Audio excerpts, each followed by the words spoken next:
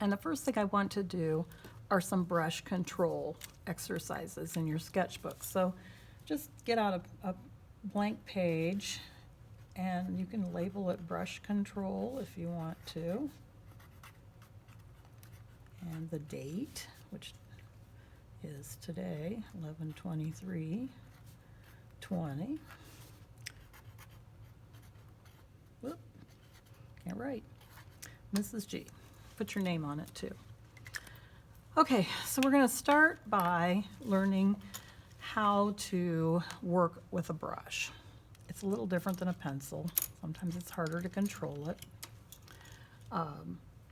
But we're going to start by just practicing making some lines. Now, painting is different than drawing.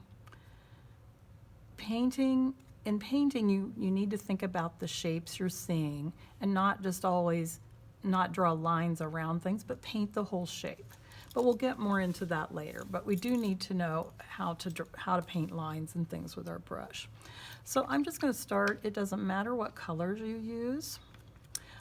You may want to go through, if this is the first time you've used your watercolors, and just drop a little drop of water into each one to start to soften them. They do tend to get kind of sticky, so you don't want a lot of water in there setting, but put a little drop in each one just to kind of get your paint going. So we're going to practice first making some lines. And like I said, it really doesn't matter what color you use. We're going to wet the brush.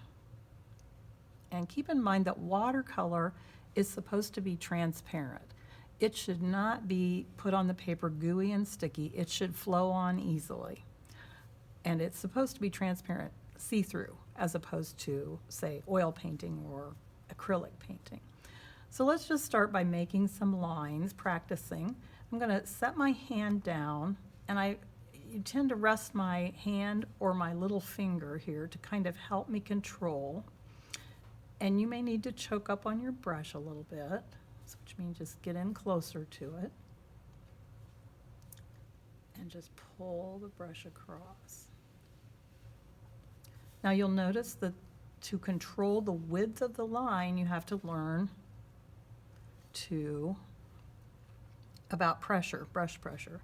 So when you first put it down, if you put down the whole thing and pull it across, you're going to have a wide line. Practice a couple of those.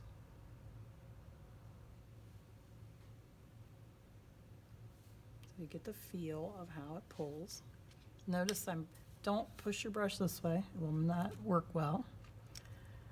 Now let's try just using the tip of the brush. So just the point of it. So now you may need to really kind of control better. And just make a series of little lines as narrow as you can with the tip of your brush. Now I am using a round brush for this. We will use our flat brushes for other things later, but for right now I'm using a round brush.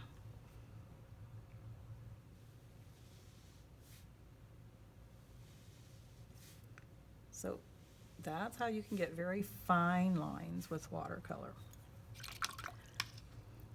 So just go down this side of the paper and practice lines. Different widths. You can change colors if you want to.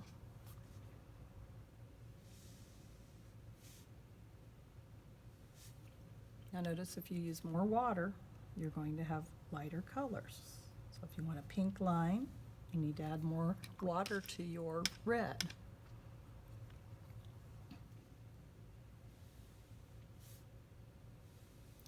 Okay, so let's try some curving lines after you've done a few of these. So now control your brush, but we're going to make waves. Let's see how it works that way. Now try a little wider waves.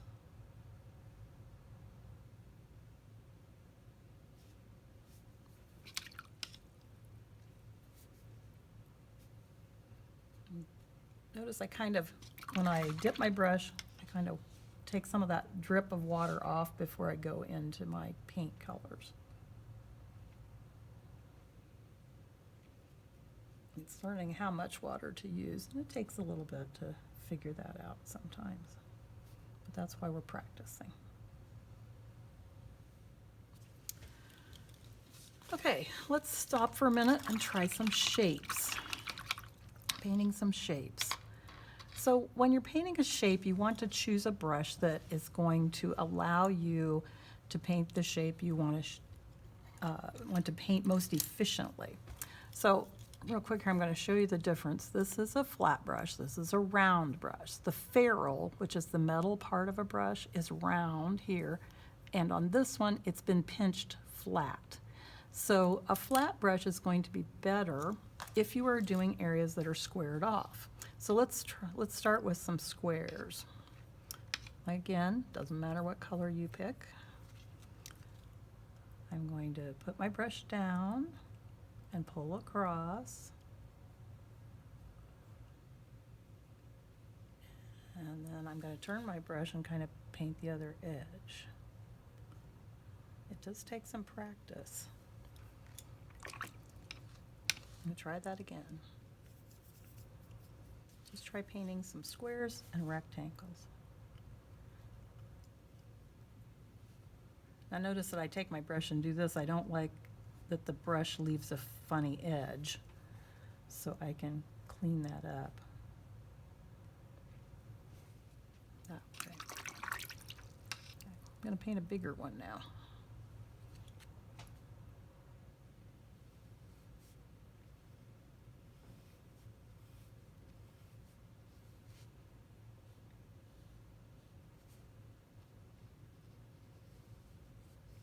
And let's try to do a light blue one.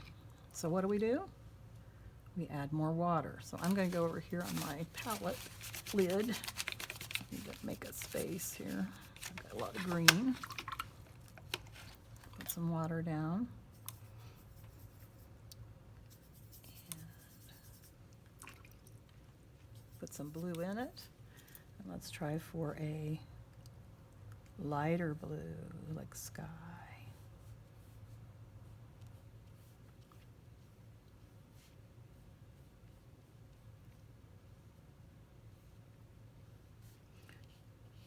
So this is also called making hard edges.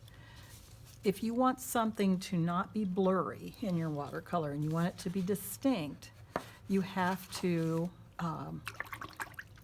do it on dried paper. Now it can be paper that has been painted, but that you've let the color dry on it. So now I'm going to do some circles. Now it just depends with your circles how big they're going to be, what brush you're going to need to use. So you may want to experiment with the round brush. If it's a bigger circle, you may want to use the flat brush.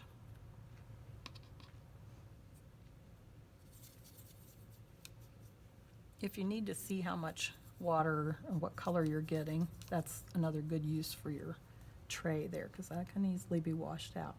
Now with making circles, or any shape, you have to remember that your brush is going to widen out as you do this. Whoops, a little crazy there. So it's going to widen and make it a little bigger. I'm going to draw one just so you can see here. If you start with your brush right on the edge of it,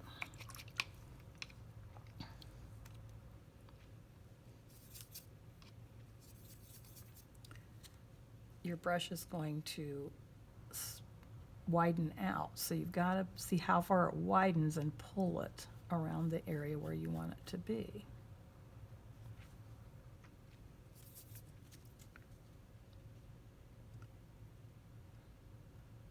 But this is part of learning to control it. Oops. See, I got a little outside my circle there, but it's okay. Now while that's wet, I want to show you what that does when you have another color and you drop another color into a wet area. This is why when you're painting hard edges, you want to be careful like say you're painting a building or something that you want to be very distinct and not blurry, you don't want to go right up to the edge of it and paint the next side while it's wet, because what will happen is that that next color will bleed back into your first color and you won't end up with a nice edge there. I don't know what this is exactly, but it's showing you how the color bleeds. So see, you can see in there how the green is going into the reddish colors. So practice painting some circles. I want to see several on your paper, and just practice for control.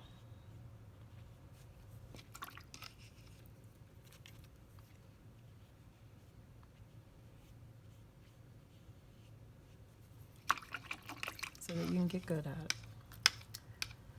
Okay, then we're going to try some brush strokes next to each other. So I'm going to start with whatever color, like I said, doesn't matter. Let's do some brush strokes that are curving, some bold lines. And then let's go up next to it. I wish I'd gone a little farther there. I'm going to go back and try to go a little farther with it. And now let's take another color and go up next to it, but try to stay from touching it. So leave a white margin between. Ooh, got close there. This is just good for you to learn how to handle the brush. It may take you some practice, but let's see if we can follow the curves or the shape.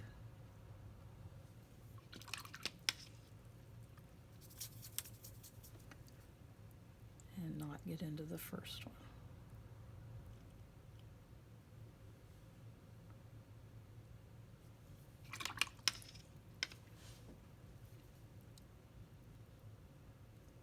So learning to leave a little white margin in there.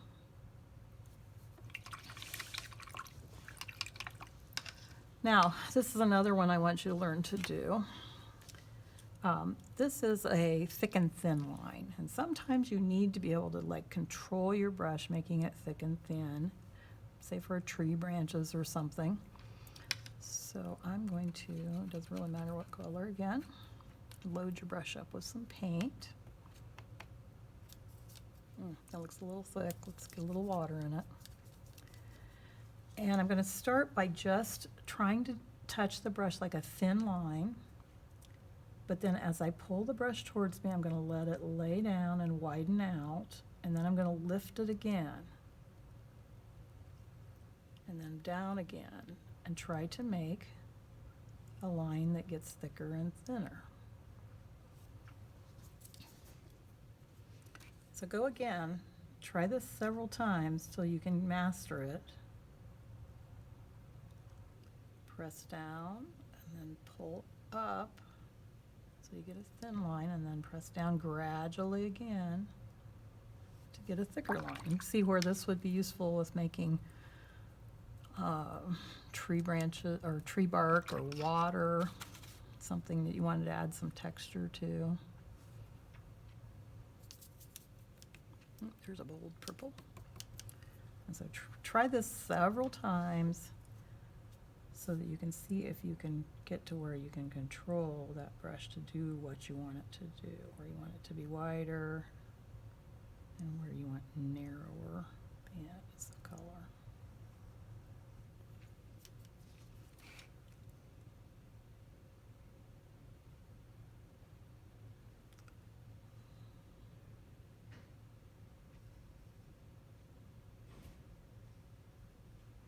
So I'd like to see you do several lines like that, just to show your control. And then try some where you take the brush, load it up with some paint, and try pressing down and then pulling up away to make it narrower. So wider here where we pressed it down, and then lifting it to be narrower. If it helps you, you can lay your hand down and rest your hand on your other hand as you do this. and kind of twist your brush as you go. So like as you pull it up, so I make it wide, and then I start to twist it to get a narrower line. Try that a few times so that I can see that you can do it. Oops, there's some water there.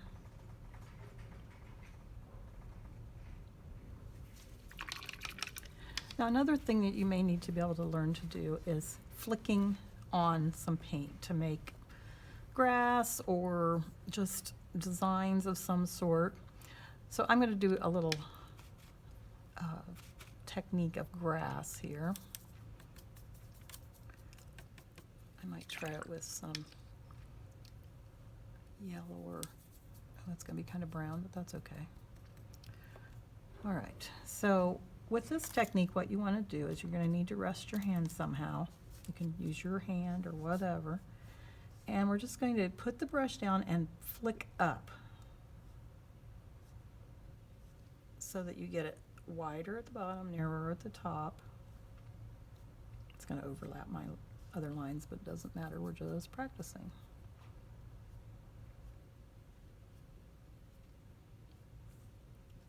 So you can see how I can get something looking, if this had some green already painted behind it, or some brown like sand or whatever, I'd be growing some grass in it. Now let's change the green up a little bit, go a little bolder with it, and go back and flick some more. Now if you do it while the first ones are wet, you're going to get some bleeding. Sometimes that works out okay. Sometimes you may want to wait. But practice this, and it's about controlling your brush. Okay, so I would like to see you post that page after you've finished it, and that should be a good start to our watercolor.